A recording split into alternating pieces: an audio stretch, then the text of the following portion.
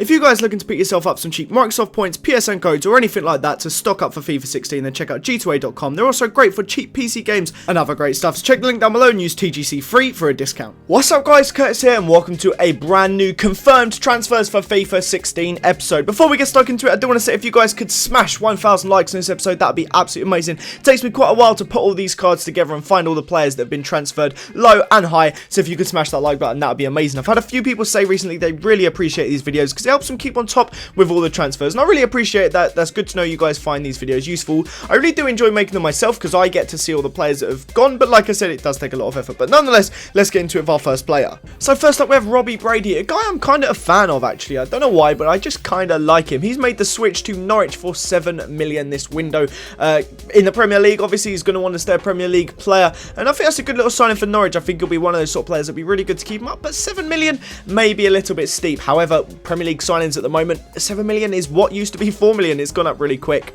Next up we have Stephen Corker. This guy has been around a little bit, but he's gone on loan to Southampton. It's a very Southampton-esque signing. The guy's young with a lot of potential. I know it's only a loan, but he's the sort of player that maybe you could see Southampton buying on a permanent in a year or something along those lines if he settles in well. And I'm sure you'll see him flourishing this year, and he'll probably get called up to the England squad by the Euros. You know what it's like with Southampton. Next up we have James Chester, the ex-Hull player, 8 million signed for West Brom. I feel like he's been involved in deals a ton recently. I don't know why. He's just kind of in my head, but 8 million again. This is the sort of player that 2 years ago would go for 3 mil at most, but 8 million now is just kind of like an average player signing, which just blows my mind, to be honest. Players' prices have gone up a ton.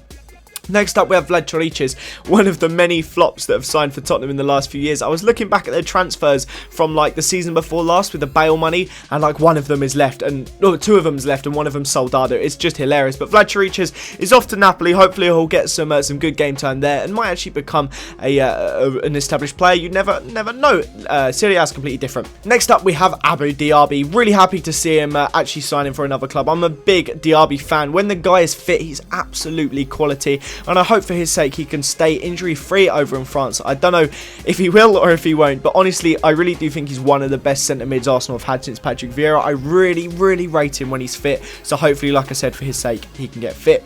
Next up is Rudy Gestede. This guy is signed for Villa. Villa are making so many signings at the moment. A great signing, a really good goal scorer, the sort of player that will do well to cover Benteke's losses, I hope. I mean, they've picking up a few signings. They've got Ayew, they've now got Gestede, they've got Amavi, the left back, they've bought centre mids. They're doing really well in this window, and it's something I kind of like to see because I've always had a soft spot for Villa.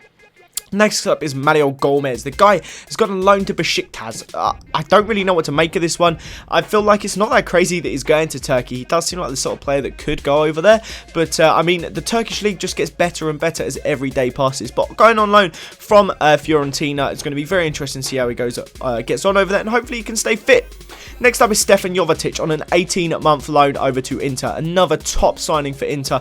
Every time I look at them, they're buying more and more players, and they look like they're really finally actually going to challenge again next season. I'd be very surprised if they didn't make it into the top 4. They've bought really well, to be fair to them. They've replaced in places they needed to, and with Jovetic and Icardi up front, I think they can be really powerful.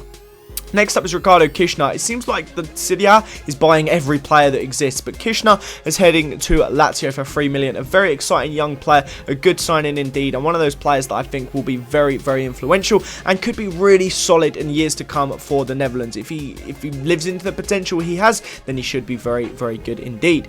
Next up we have Ricky Lambert. The guy scored 2 goals in his first 45 minutes for West Brom. I don't know if he scored any more, but he started on the day he signed, he made his debut, and he scored 2 goals in 46 minutes. That's the same amount of Premier League goals he got for Liverpool all season, which I think is absolutely hilarious. Hopefully he refines his form again at West Brom. I feel like that's the sort of club that will suit him, not to Liverpool.